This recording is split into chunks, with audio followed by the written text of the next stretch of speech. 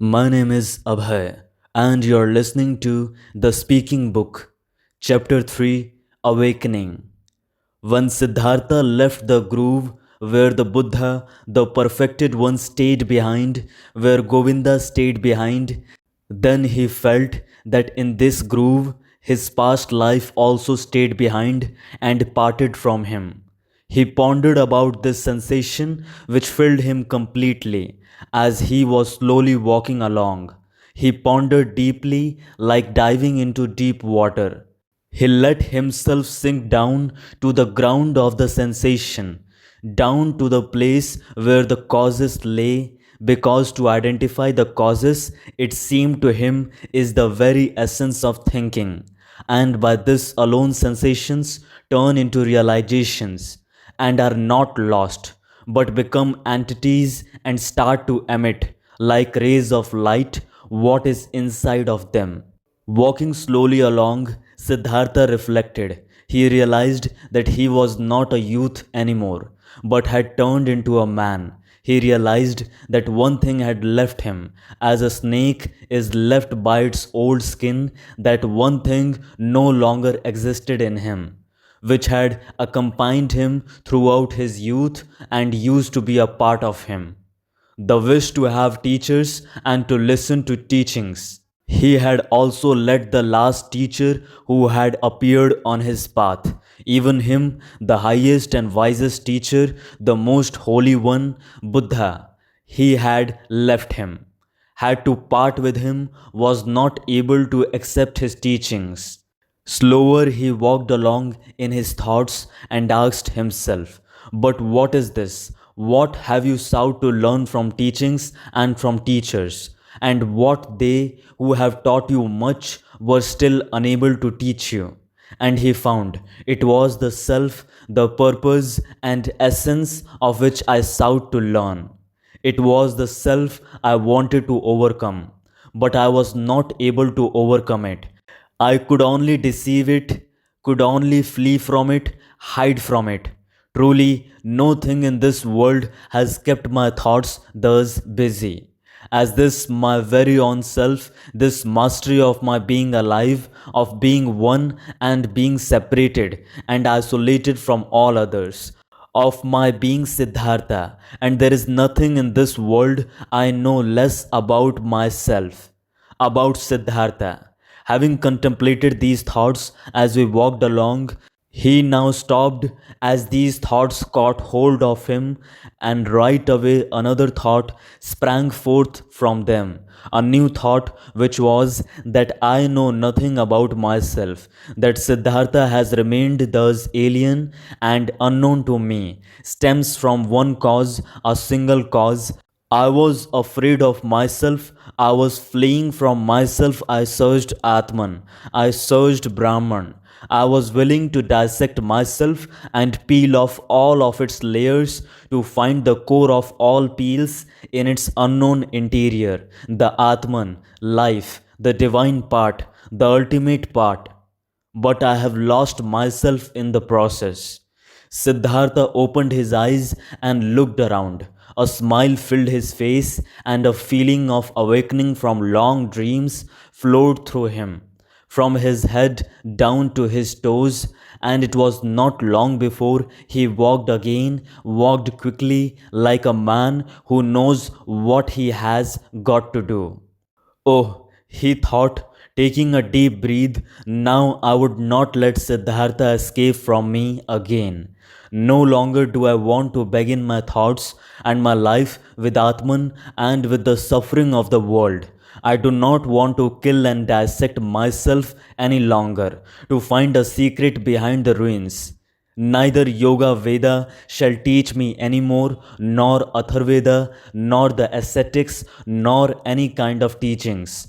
I want to learn from myself, want to be my student, want to get to know myself, the secret of Siddhartha. He looked around as if he was seeing the world for the first time. Beautiful was the world, colorful was the world, strange and mysterious was the world. Here was blue, here was yellow, here was green, the sky and the river flowed. The forest and the mountains were rigid. All of it was beautiful. All of it was mysterious and magical. And in its midst was he, Siddhartha, the awakening one on the path to himself. All this yellow and blue, river and forest entered Siddhartha for the first time through the eyes, was no longer a spell of Mara, was no longer the wheel of Maya, was no longer a pointless and coincidental diversity of mere appearances despicable to the deeply thinking Brahman who scorns diversity, who seeks unity. Blue was blue, river was river, and if also in the blue and the river in Siddhartha, the singular and divine lived hidden. So it was still that very divinity's way and purpose to be here yellow, here blue, there sky, there forest, and here Siddhartha. The purpose and the essential properties were not somewhere behind the things, they were in them, in everything. How deaf and stupid have I been, he thought, walking swiftly along. When someone reads a text, wants to discover its meaning, he will not scorn the symbols and letters and call them deceptions, coincidence, and worthless shells, but he will read them, he will study and love them, letter by letter. But I, who wanted to read the book of the world and the book of my own being, I have, for the sake of a meaning I had anticipated before I read, scorned the symbols and letters. I called the visible world a deception, called my eyes and my tongue coincidental and worthless forms without substance. No, this is over. I have awakened, I have indeed awakened, and have not been born before this very day. In thinking these thoughts, Siddhartha stopped once again, suddenly, as if there was a snake lying on the path in front of him. Because suddenly he had also become aware of this. He who was indeed like someone who had just woken up or like a newborn baby. He had to start his life anew and start again at the very beginning. When he had left this very morning from the groove Jatavana, the groove of that exalted one, already awakening, already on the path towards himself, he had every intention regarded as natural and took for granted that he, after years as an ascetic, would turn to his home and his father. But now, only in this moment, when he stopped as if a snake was lying on his path, he also awoke to this realization. But I am no longer the one I was. I am no ascetic anymore. I am not a priest anymore. I am no Brahman anymore. Whatever would I do at home and at my father's place, study, make offerings, practice meditation, all this is over. All of this is no longer alongside my path. Motionless, Siddhartha remained standing there, and for the time of one moment and breathe, his heart felt cold. He felt a cold in his chest as a small animal, a bird or a rabbit would when seeing how alone he was. For many years he had been without home and had left nothing. Now he felt it. Still, even in the deepest meditation, he had been his father's son. He had been a Brahmin of a high caste, a cleric. Now he was nothing but Siddhartha, the awakened one. Nothing else was left. Deeply he inhaled, and for a moment he felt cold and shivered.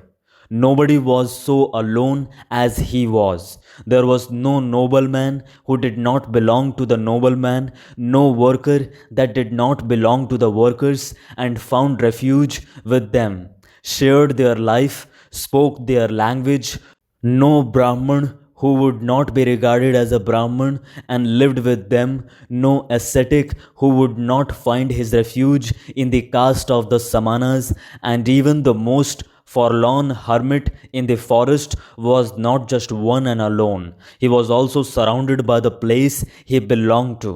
He also belonged to a caste in which he was at home. Govinda had become a monk, and 1,000 monks were his brothers, wore the same robe as he, believed in his faith, spoke his language, but he, Siddhartha, where did he belong? With whom would he share his life? Whose language would he speak? Out of this moment, when the world melted away all around him, when he stood alone like a star in the sky, out of this moment of cold despair, Siddhartha emerged more a self than before.